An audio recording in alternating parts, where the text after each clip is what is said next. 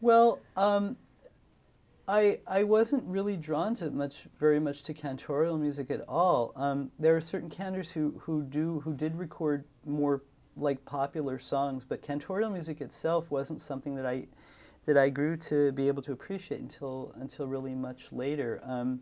Partially because it's the intensity of it. I mean, still, these days it's like I can listen to it a little at a time, but it's very intense emotional stuff. And at the time, it's like it was sort of the last thing that I really wanted to listen to. The things that I was drawn to were some kind of like American Borscht Belt material, because I'm an American, Jewish guy. So like that stuff I found kind of fun and interesting. The thing about the Klezmatics was that we sort of decided once we figured out what it was we wanted to do, and that we could actually make a contribution to the music that was unique and personal. We sort of had a tacit understanding that we were going to stay away from kind of the theater repertoire, just because it's mostly kinds of emotions that we didn't identify with, and all the best singers and writers that you can think of speak in their own voice. I mean, literally, and the way that they write. So it was kind of at the time the band started in '86.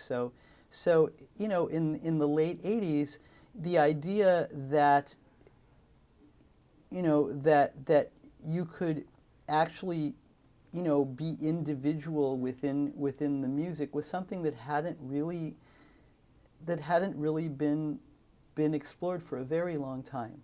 So the idea that you could now have personalities within the music, that it was okay to be quirky, that it was okay to write songs within the tradition but that expressed points of view, or to sing songs that expressed a point of view that you agreed with, and to sing them with an individual voice, or with an individual instrumental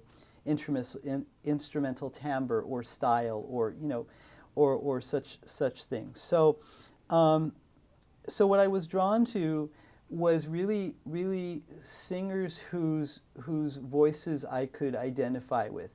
Like when I heard the first time I heard Michael Alpert singing Yiddish material, I was drawn to people whose voices I could emulate. So Seymour Rechtzeit, Shimon Osavitsky, who's a Yiddish singer who ended up in Israel, Menashe Oppenheim.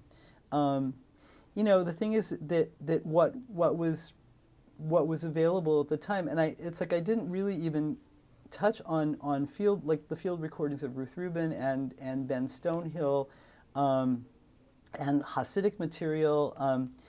I didn't touch on that stuff. I didn't get to that stuff till later.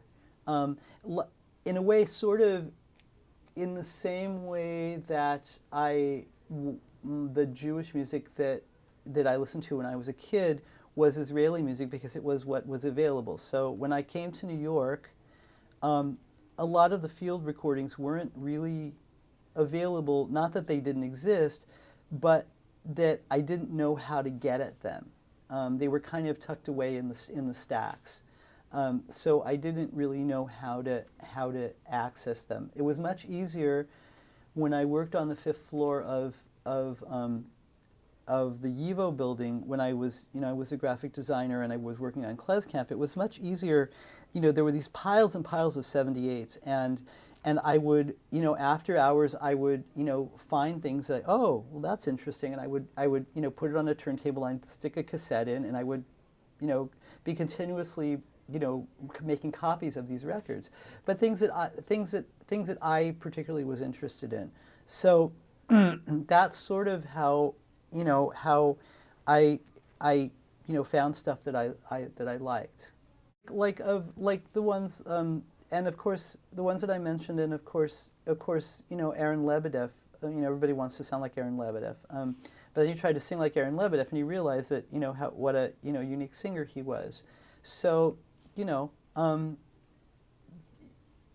but the thing is that you don't know until you try. So you sort of try out those sorts of things, and you kind of figure out what the things that they do that you can use, stylistic elements or linguistic ideas or phraseology and things like that. And if you can't be them, but you can certainly take away things that can help you get to be, who you are musically and express that. So, so there was a lot of that going on in the early days of the band.